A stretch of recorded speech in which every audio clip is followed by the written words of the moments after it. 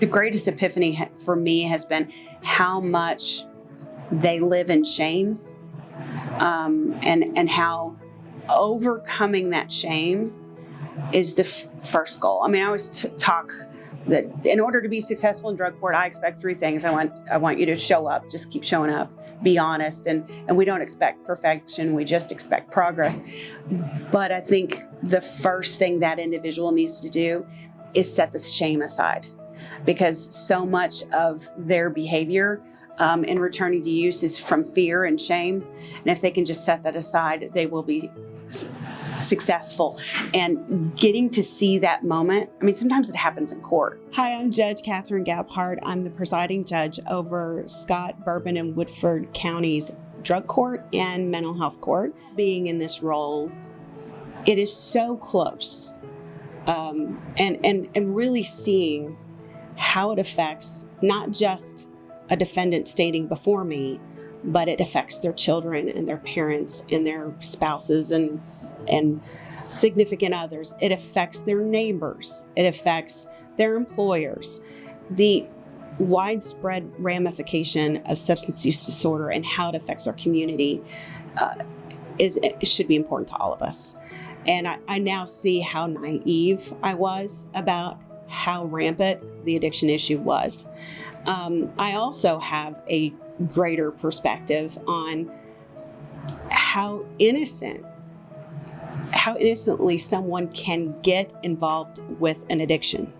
Some people have a predisposition to becoming addicted on that first pill. And it can be very innocent, someone who starts out with a prescription that leads to an addiction where they are seeking out medications that are illicit, and then they get involved in the justice system. So you have individuals who are, upper economic status to lower socioeconomic status. It affects all of us in the community. What I want is for society to see substance use disorder as what it is. It's a medical condition, and this individual needs to learn how to manage their medical condition. Now, unfortunately, they are justice involved. They have charges that has stemmed from their inability to manage their substance use disorder, or in the case of individuals with mental illnesses, their serious mental illness. To get somebody either in drug court or mental health court, they either pre-trial, before they enter a guilty plea or they're sentenced, some participant in the process, either the defendant, their attorney, the prosecutor, a pretrial officer, can all recommend someone be assessed for specialty court. If someone is already sentenced but on probation and they're not doing well on probation, and the probation officer has recommended that they be revoked, during that stage of the process, any participant, the probation officer, the defendant, the defense attorney, the prosecutor, can all say, recommend that they be assessed. So either pre-trial or after they're sentenced and on probation, at any stage during that process, we can, as a community, say, well, that's their moral failing and they need to sit in jail.